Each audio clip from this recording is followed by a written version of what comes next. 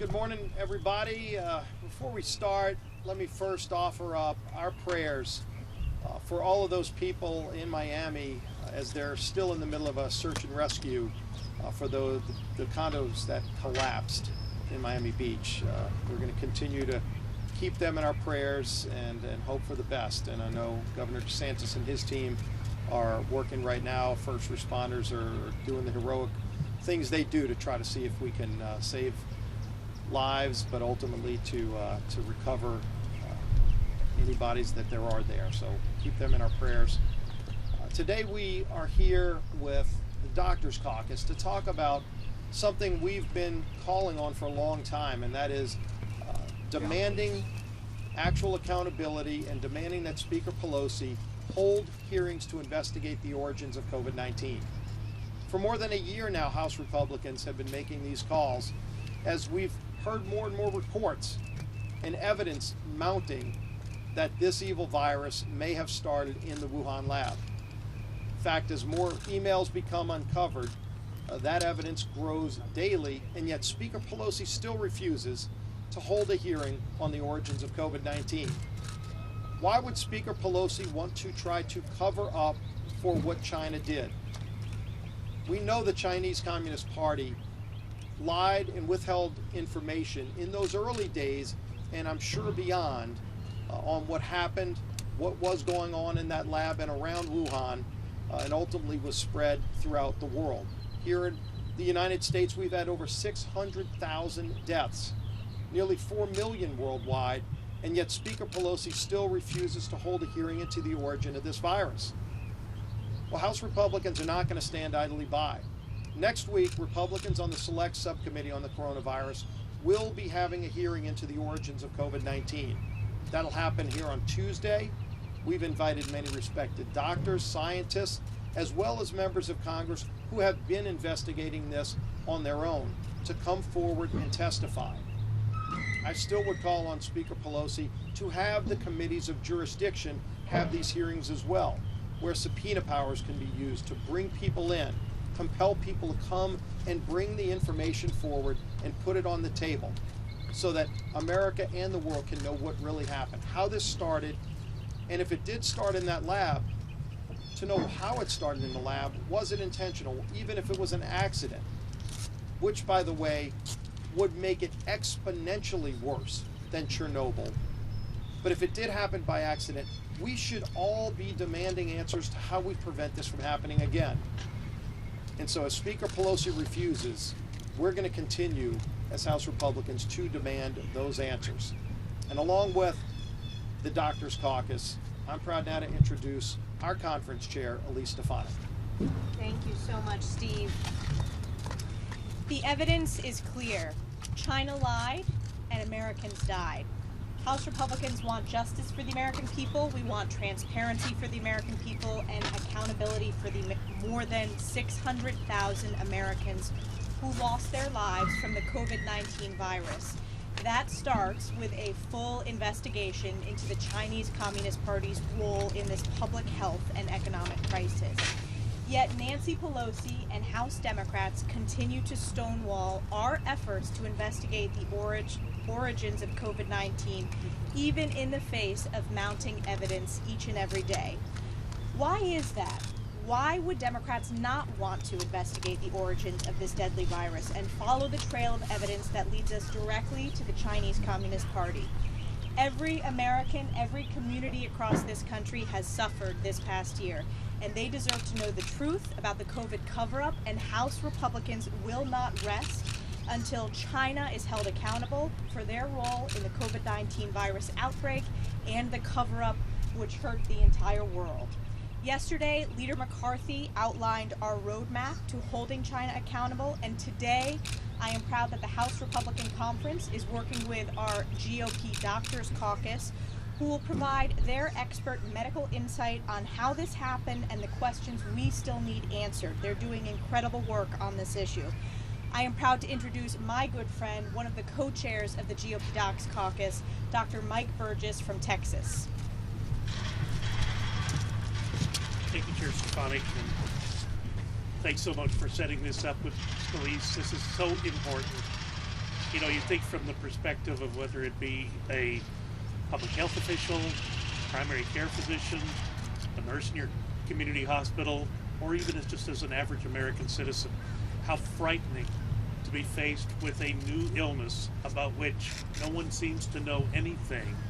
And every day that you delay getting information about the natural history of that new disease, people are put at risk, and in fact, people die. Look, Congress has an obligation here to exercise its due diligence and to provide answers to the American taxpayers. It's American taxpayer dollars that have gone to fund the World Health Organization, some $4 billion since 2010. China, I suspect, a tiny fraction of that amount. So we do have an obligation to get to the bottom of this, to get the answers. But this is the World Health Organization, the very same organization that just took China's word for it that nothing was wrong.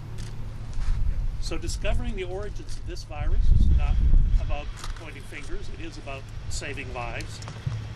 And it is a necessary step to ensure that we can prevent a future occurrence like this from happening.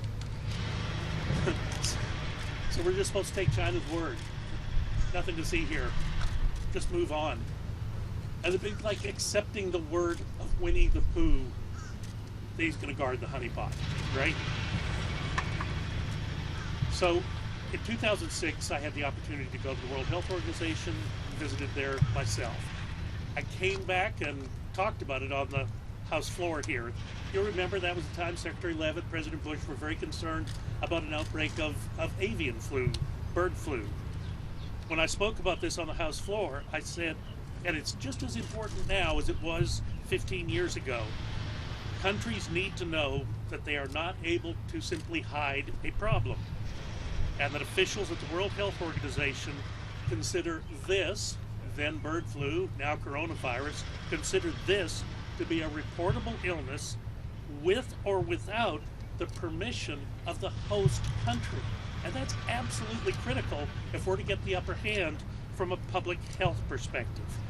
The World Health Organization has an obligation to us, the American taxpayer.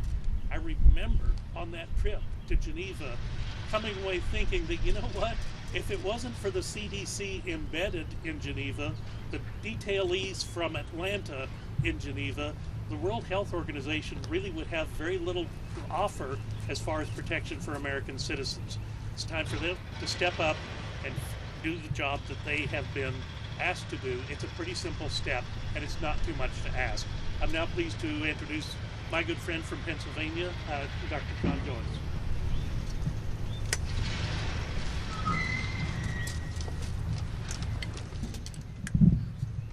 Thank you, Dr. Burgess. Last year, it was my privilege to serve as the only physician on the China Task Force. We examined the growing threat of the Chinese Communist Party to our nation's public health, to our economy, and to our way of life. As doctors, we are all trained here to trust evidence-based facts. Over a year ago, the China Task Force began calling for an investigation into the origin of the pandemic. At that time, the mainstream media, Democrats, and others, they dismissed our concerns. Now, every day, more evidence suggests that this virus was engineered in the Wuhan Institute of Virology. First, the genetic makeup of the virus itself dispels theories that this virus originated from bats at a wet market. Contrary to previous SARS or MERS viruses, scientists have found no signs of a natural outbreak of COVID-19 in bat populations. The presence of a double CGG sequence in the COVID virus points to dangerous gain of function acceleration as opposed to a natural origin. At the same time, we know that there is an alarming lack of biosecurity at the Wuhan Institute of Virology. Not too long ago, in 2018, the United States State Department raised concerns about this vulnerability. For years, we have known about this risk. Just today, the Wall Street Journal reported that Chinese scientists directed the NIH to delete gene sequences of early COVID-19 cases from a key scientific database. This obstructed Americans' research. At this point, all signs point in the same direction. Now, after lives and livelihoods have been destroyed, we must demand answers. Who are we going to trust? The Chinese Communist Party or the facts? We must demand transparency and we must seek justice. The Doctor Caucus present here today continues to ask these questions.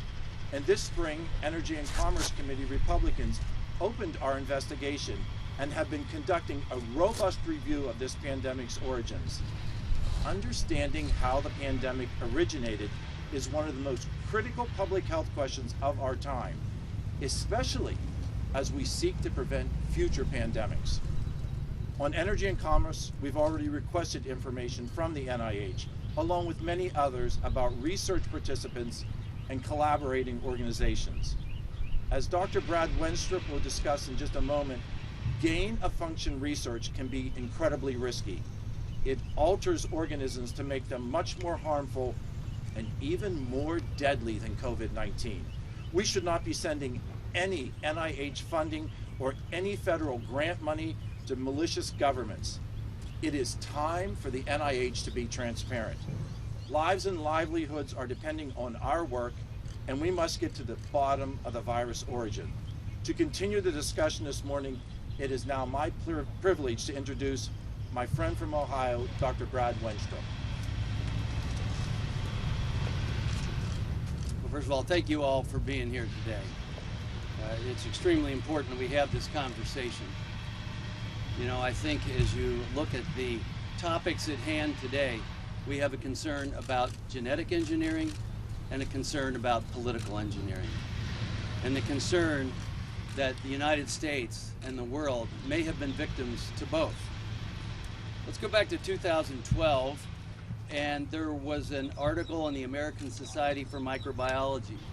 In October 2012, it was reported recently by Weekend Australia. And it was a conversation with Dr. Fauci on gain-of-function research. And they proposed the notion that it's unlikely but conceivable that there could be a turn of events where a scientist becomes infected with one of these viruses, and it could lead to an outbreak and trigger a pandemic. And given that possibility, the question was posed to Dr. Fauci, should the initial experiments have been performed and or published? And his response, and I'll quote from the article, "Scientists working in this field might say, as indeed I have said, that the benefits of such experiments and the resulting knowledge outweigh the risks." Well, I think many people around the world today may disagree, especially after the pandemic and all of its misery. In 2015, a report from U.S. scientist Ralph Baric, along with Chinese scientist Dr. Shi Zhengli, reporting on the gain-of-function research that they were doing. The United States put a pause on it. China continued with it.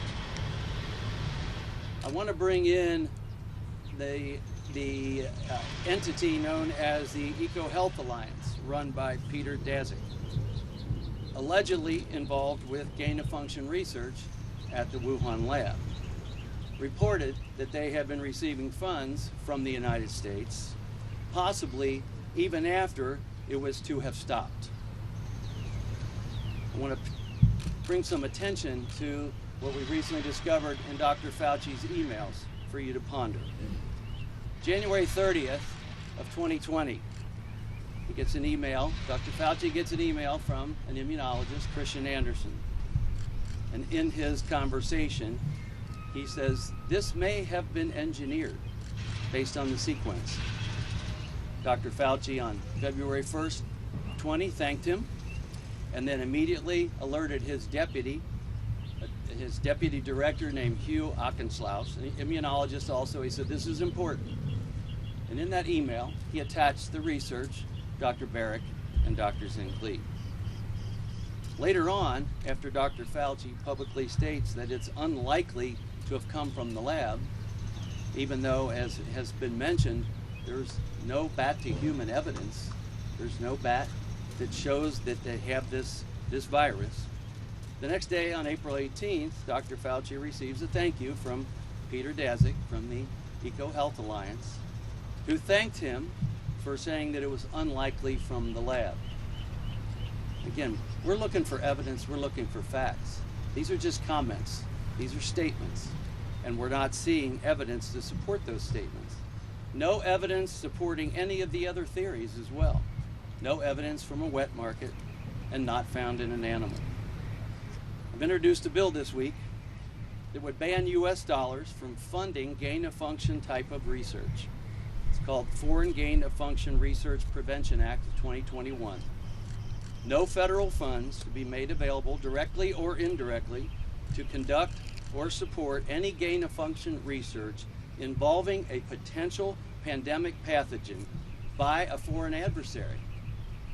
Any research that seeks to enhance pathogenicity, which is the ability to increase its infectiousness or to transmit the disease, would be banned. And I hope, for the sake of mankind, that this legislation becomes law and lead to a global discussion on the issue. I want to thank you all very much for being here today and for all my colleagues to be here as well, and take any questions you may have. Questions? Yes. Hi, Rebecca Downs with Town Hall. How confident are you that the Biden administration is going to really get down to the bottom of this? Because I know they've kind of depended on the WHO. Just, are they doing anything else, you think? Well, I'm encouraged that they're at least talking about it.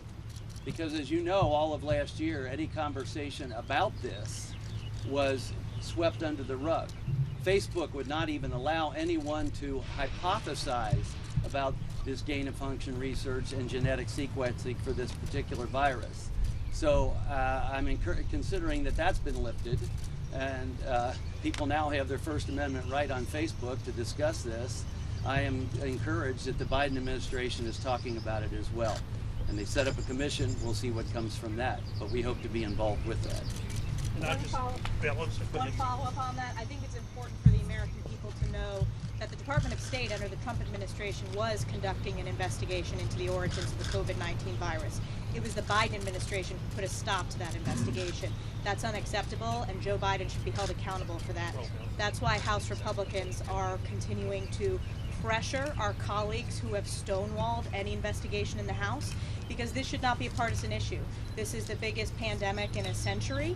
It's wreaked havoc across communities across this country, and the American people deserve those answers. So while Joe Biden has finally been pressured, make no mistake, they shut down the investigation that was ongoing in the Department of State. And any delay like that makes it more and more difficult for us to get the facts and makes it easier for China to bury facts. There is one real concern we have with action President Biden took, and that is he started funding the World Health Organization again after President Trump had cut off the funds when it became clear that WHO had basically started colluding with China, regurgitating their false talking points. It was the WHO early off that said it cannot be transmitted from human to human. That turned out to be a deadly wrong decision, and that's when President Trump cut off their funding. President Biden came in without demanding any reforms at WHO and started giving taxpayer dollars from America to WHO. Dr. Tedros has to go if you're going to clean up and restore the credibility of the World Health Organization. And in the meantime, the United States should not be sending taxpayer funding to an organization that had been lying about the origins of this virus and talking and giving the Chinese Communist Party's talking points. So he should reverse that decision. It was a very flawed decision that President Biden made there. Hey, Louise. I wanted to ask you, as part of the Select Committee on Coronavirus Crisis in the House, have you had conversations with Mr. Clyburn about whether or not your committee is going to do an investigation of the origins? Yes, as recently as yesterday, I asked Chairman Clyburn if we would hold a hearing in the Select Subcommittee on the origin of COVID-19. And this is a conversation we've been having for about a year now. He said he will not be doing that. And ultimately, we decided that the House Republicans on the Select Subcommittee will hold a hearing next Tuesday on the origins of coronavirus. So we've asked many times, as recently as yesterday, in the hearing we had with Chairman Powell, the Federal Reserve Chairman, on this issue. It was 2 days ago, actually, was that hearing. So that's when the last time I brought it up to Chairman Clyburn. Beyond congressional hearings, what is the federal government not doing, in your opinion, to investigate the origins that you want to see happen? Well, I think that President Biden ought to be reaching out to all countries around the world. Every country was touched in a very devastating way by this evil virus. Every country's had deaths. Again, almost 4 million worldwide, and that's just what's reported. We don't really know how many deaths there are in China and Russia and some other countries, but ultimately President Biden should be getting all countries in the world together to investigate this. You know, if you look at some of the transmissions, when President Trump rightfully ended flights from China, he was criticized, including by President Biden, on that decision, which even Dr. Fauci testified that decision by President Trump saved American lives. But China allowed international flights to still go on, sending people to countries like Italy, for example, which had a very high death rate early off, when they weren't even having flights within China. And so all of those things should be investigated, not just by the United States, but by a coalition of countries from around the world. I would hope to see President Biden want to lead that initiative, but that's the sort of thing that we should be seeing. Everybody that's talking, there were American scientists who were talking to scientists in that lab. We need to get that information out, because the Chinese Communist Party will not share that with us. They won't share it with anyone else. Maybe other countries had similar experiences where they were able to find out some things that over time we might not be able to recapture. Let's get all that evidence out as soon as possible before either evidence is destroyed or before people forget about some of those conversations they may have had a year or a year and a half ago. Thank you, please. So yesterday, Ranking Member McCall mentioned that we may never know the truth about the origin of the COVID-19. And also, China has been accused of not being transparent. So I was wondering, what's the goal and what are you hoping to achieve out of these investigations? And do you think that's a big difference? The reason that we're pressing forward with investigations is because the only way we're going to find out the truth is to start getting those questions answered sooner rather than later. Chairman McCall put out a great report. We've got a few members of the China Task Force here today. That report had some really powerful information, but there's more that we keep finding out. The emails that were recently uncovered that came out after the report raise actually more questions, but the sooner we get those answers, the more likely we're going to be able to find out the truth, because again, it's harder and harder to recreate what happened that day or those weeks and months in advance of what the outbreak started from, because more of that is being concealed by the Chinese Communist Party. We've got to get the answers as soon as we possibly can if we're going to get to the truth. And I think that's what Chairman McCall was talking about. And Chairman McCall, by the way, will be one of the people testifying at the hearing that we're going to be having on Tuesday on the origins. And he will be presenting some additional information that the China Task Force has uncovered.